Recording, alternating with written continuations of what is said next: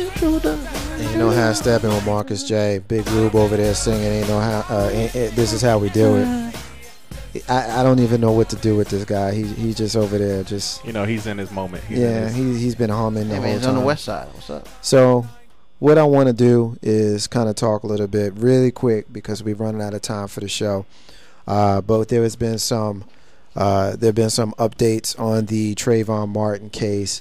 I did hear this yesterday. The special prosecutor that was brought in decided that they were not going to use the grand jury, which was set to convene today, which today has also been known as National Hoodie Day, in large part to show solidarity for the grand jury that was supposed to commence today. And as you guys on the air may not be aware, I have done the entire show in support for the Trayvon Martin family in a hoodie.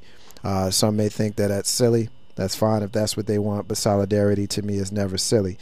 As far as that is concerned, that can be considered a win, that the grand jury did not convene. It also could not be considered a win. How it is a win is the fact that the information, the evidence, what little they have, since they didn't collect much, will not be talked about in private, because that's what a grand jury is. You would have never seen any of that information. You would have just known they would have come back with an indictment or not.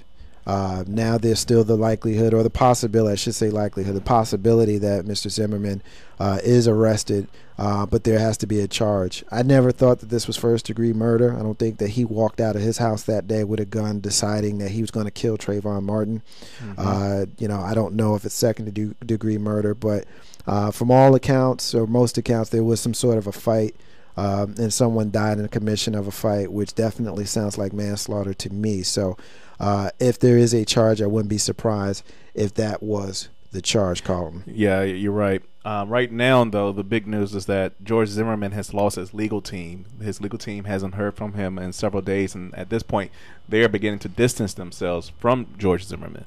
Over the past few days, Zimmerman has been kind of active, though. He's opened up a website to try to drum up some money, I guess, to help defend his legal team. Yeah. And now his legal team has said, so sad, too bad, I'm out. You know what's crazy about that, though? I saw his lawyer on the news late last week, and he was talking about the pictures that the Martin family had put up, and he was talking about how Trayvon was made to look like a young boy, when in actuality he was a big, strapping football player who attacked George Zimmerman. And I had this conversation, with my black friends as well as my white friends. My black friends, for the most part, not all, because it's not solely down the racial lines, but for the most part we kind of in line. My white friends not necessarily. One friend in particular who's made some good points, that played some devil's advocate, but one thing that I tried to make clear to that friend and anybody who's listening who may not be black or African American, as some like to call us, when you look at the situation in the grand scheme or the backdrop of history and historical events, and you look at a white person or a Hispanic who happens to look white and has a white name, Zimmerman, Jewish name, shooting and killing an unarmed black teenager who, by most accounts, just went to the store to buy some snacks for his family, and then he used some derogatory terms on the radio. I don't know how else you're supposed to look at it, especially when you look at things from the Zimmerman perspective, and a lot of the things that were said by him, most prominently how he was beat up by Trayvon, but there was no evidence of that, no clear evidence. He was beat within a pulp, and there's no clear evidence of that in the videos. It's difficult. It's very difficult as a black person to see that, especially when you've got cases all over the country that seem to be blowing up time after time after time. You got what's going on in Omaha, which we didn't even get into today. We'll talk about that next week. You had the police officer that was shot 28 times by his own people, by his own police officers, who accused him of fleeing, which is the reason why they shot at him. You had the young lady in Chicago who was killed by a stray bullet shot by the police. You had the runaway. You had the groom in New York City who was shot by the police. So you had all of these stories, and people are angry.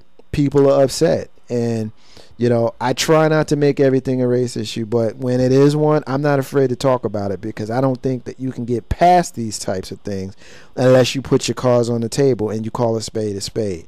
And for my white listeners and my white friends and my white brothers and sisters who are listening, who don't understand, when you hear us speak this way, and you get someone to say, well, you got 400 years of oppression that's behind your words, and your response to that is, well, I wasn't here, and don't put me down for what people who have been dead for 300 years did. That, while that is a very fair response, keep in mind that tempers are flared, and emotions are high.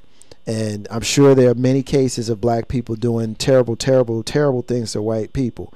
But when there's history there, that's the reason why people get so upset. And that's the reason why it's on the news. And that's the reason why you see rallies. And that's the reason why you see civil rights leaders out there doing what they're doing. So with that being said, I'm going to go ahead and give Big Rube an opportunity to make his point on this. And then we're going to transition to the rants and to the closings.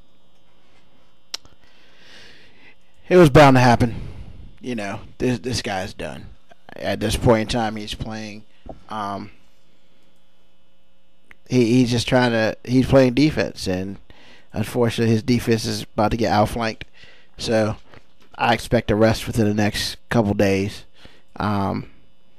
It's sad that all of this had to go down like this, but it was simply because a couple guys didn't do their job. And when a couple people don't do their job, it makes it worse on the rest of them. What I'm kind of questioning is, are the other people, are the officers who were first on site there, are they still employed, they're suspended, or what? Because if they obviously knowingly messed up, then they need to get their own little, punishment. But that's probably a story for another time. So, it's going to go down, and, then it goes to where it needs to go.